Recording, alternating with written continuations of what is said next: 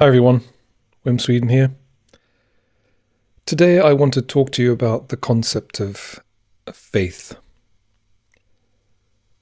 As a native Dutch speaker, there's a phrase that's always baffled me when English speakers say, or Christians at least, Christian English speakers say, I believe because I have faith.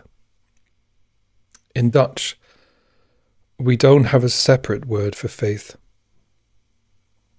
The sentence just becomes ik geloof omdat ik geloof. I believe because I believe. The same in Swedish. Jag tror för att jag tror. I believe because I believe. Or German. Ich glaube weil ich glaube. There is no separate word for faith. So it becomes a tautology, a circular statement. Just stating the same thing twice. No new information, no justification, no evidence. And yet, many Christians will insist that faith is something deeper, something more than just belief. And when pressed to define it, they often quote a specific Bible verse. Hebrews chapter 11, verse 1. In the NRSV, it is translated as, Now faith is the assurance of things hoped for, the conviction of things not seen. Or if you prefer the King James, it is rendered as, Now faith is the substance of things hoped for, the evidence of things not seen. Now look closely at what this is actually saying. Faith itself is being described as the evidence. The faith isn't based on evidence.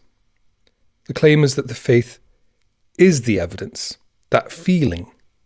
The feeling that it's true, the feeling that you think it's true, is being used as the reason to believe that it's true.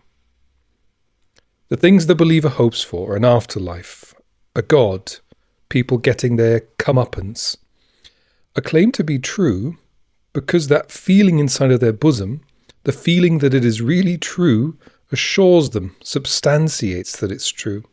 And that same feeling itself is claimed to be the evidence of the things unseen that they believe in. It's like the Christian goes, this feeling is so strong within me, so what I believe must be true. Why else am I having this feeling? But that's not a rational argument. That's just going around in a circle. Hebrews 11:1 doesn't describe external verifiable evidence. It describes an internal psychological state, a feeling of certitude.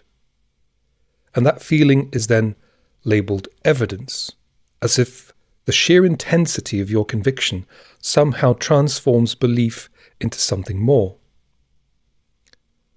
What's being described here isn't a process of reasoning from evidence, but a kind of emotional confidence, which the author then labels evidence or assurance.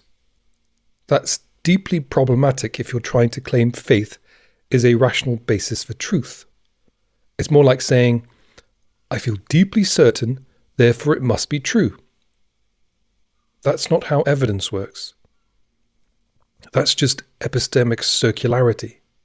You believe something is true because you feel it's true, and you interpret the strength of that feeling as proof of its truth.